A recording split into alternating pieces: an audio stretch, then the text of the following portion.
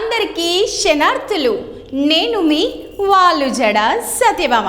మరి గియ్యాల ముచ్చట్లు ఓ పారి చూసేద్దాం పార్రే. లిక్కర్ తాగితే కిక్కు, అమ్మేటోళ్ళకైతే డబల్ కిక్కిత్తది. మరి తాగేటోళ్ళకి అమ్మేటోళ్ళకి పర్మిషన్ ఇచ్చే సర్కారోళ్ళకైతే ట్రిపుల్ కిక్ ఇస్తుంది. కాసులతోటి ఖజానా నింపేస్తుందిలా. మరి మందు తయారు చేసే కంపెనీల సంగతి ఏంది అని అనుకుంటున్నారులా?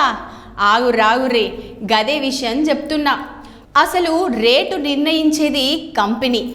ఎంత ఖర్చు అవుతుంది, ఎంత రేటు పెట్టాలనే విషయాలపై ప్రభుత్వాలకు పట్టదు. 20-30 అయినా అమ్మెత్తుంటారు. ఇంత సంపాదిస్తున్నారు అనుకునేరు. వాళ్లకు కూడా మస్తు ఖర్చులుంటాయి. వైన్ షాప్ల ఓనర్లకు పర్సెంటేజ్ ఇవ్వాలి.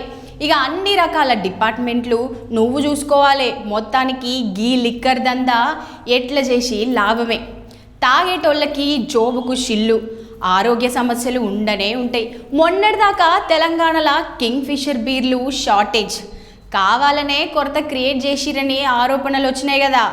సీన్ కట్ చేస్తే సోమ్ డిస్టిల్లరీస్కు తెలంగాణ సర్కారోళ్ళు అనుమతించింది. మరో 3 కంపెనీలకి కూడా అనుమతి ఇచ్చేసిందంట.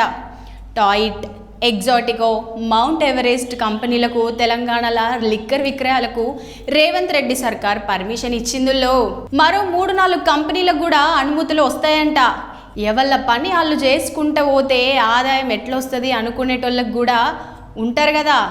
గందుకే ముడుపులు ఇచ్చే కంపెనీలకు రెడ్ కార్పెట్ వరుసుకుంటా టకాటకా పర్మిషన్లు ఇస్తున్నారని తెలంగాణలో టాక్ నడుస్తుంది.